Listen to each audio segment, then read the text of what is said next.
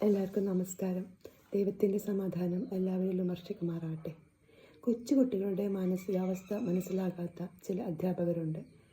ആ കുഞ്ഞുങ്ങളുടെ മനസ്സിലൂടെ എന്തെല്ലാമാണ് കടന്നു പോകുന്നത് എന്നൊന്നും ആലോചിക്കാതെ ശിക്ഷ വിധിക്കുന്നവർ. സുകേഷ് സാഹ്നിയുടെ ഈ കഥ ഒന്ന് കേട്ടു നോക്കൂ. കരഞ്ഞു കരഞ്ഞു തളർന്ന അമ്മയെ എങ്ങനെ സമാധാനിപ്പിക്കും എന്നറിയാതെ വിഷമിച്ച് നിൽക്കുന്ന അയൽപ്പക്കത്തെ സ്ത്രീകൾ, തലയിൽ കൈവച്ച് വിലപിക്കുന്ന മുത്തശ്ശി, ഗുഡുവിൻ്റെ വെള്ളത്തുണിയിൽ പൊതിഞ്ഞ ശരീരം മാറോടടുപ്പിച്ച് വിങ്ങി വിങ്ങി കരയുന്ന അച്ഛൻ. അന്നാദ്യമായാണ് ശുചിമോൾ അച്ഛൻ കരയുന്നത് കാണുന്നത്. ശുചി, എവിടെയാണ് നിന്റെ ചിന്ത? ആർക്കശത്തോടെയുള്ള ചോദ്യം കേട്ട് അവൾ ഞെട്ടി. 2 ദിവസം മുമ്പത്തെ വീട്ടിലെ അവസ്ഥ ഓർത്തിരിക്കുകയായിരുന്നു അവൾ പരിഭ്രമത്തോടെ എഴുന്നേറ്റ് നിന്നു.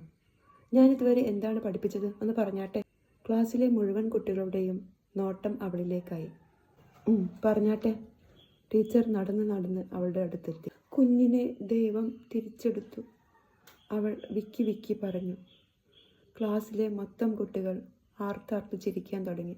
ടീച്ചറുടെ ദേഷ്യം ഇരട്ടിച്ചു. എന്താണ് ശുചി ഇത്? Stand up on the bench. അവൾ ഒന്നും മിണ്ടാതെ ബെഞ്ചിൽ കയറി നിന്നു. അവൾ ആലോചിക്കുകയായിരുന്നു, എന്തിനാണ് ഇവരെല്ലാവരും ചിരിക്കുന്നത്? അന്ന് എല്ലാവരും കരയുകയായിരുന്നു. പാൽക്കാരനും റിക്ഷക്കാരനും എല്ലാവരും സങ്കടത്തോടെ ഗുഡുവിനെ കുറിച്ച് പറയുകയായിരുന്നു. അന്നെന്താണെന്നറിയില്ല, എല്ലാവരും വളരെ സ്നേഹത്തോടെയും വാത്സല്യത്തോടെയുമായിരുന്നു എന്നോട് പെരുമാറിയിരുന്നത്. അവൾ കണ്ണിമയ്ക്കാതെ ബ്ലാക്ക് ബോർഡിലേക്ക് തന്നെ നോക്കി നിന്നു. ആ ബോർഡിൽ അമ്മയുടെ അടുത്ത് കിടന്നുറങ്ങുന്ന ഓമനത്തുമുള്ള ഗുഡു.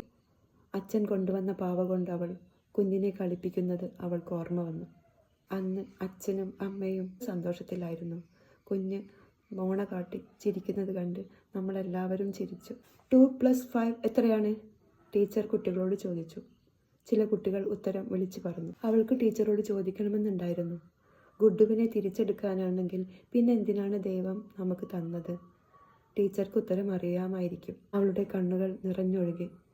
അവളിത് മാത്രമാണ് കാണുന്നുണ്ടായിരുന്നത്, വെള്ളത്തുണിയിൽ പൊതിഞ്ഞ ഗുഡുവിൻ്റെ ശരീരം. ടീച്ചർ വീണ്ടും അവളെ വിളിച്ചു. ബോർഡിലെ അക്കങ്ങൾ കൂട്ടി പറയാൻ അവളോട് ആവശ്യപ്പെട്ടു. അവൾ ബോർഡിലേക്ക് സൂക്ഷിച്ചു നോക്കി. അവൾക്കൊന്നും കാണുന്നുണ്ടായിരുന്നില്ല. ബോർഡിൻ്റെ നിറവും വെള്ള, ഗുഡുവിനെ പൊതിഞ്ഞ തുണി പോലെ. അവൾക്ക് ടീച്ചറോട് ദേഷ്യം തോന്നി. വെളുത്ത ബോർഡിൽ വെളുത്ത ചോക്ക് കൊണ്ട് എഴുതിയാൽ എങ്ങനെ വായിക്കാനാകും?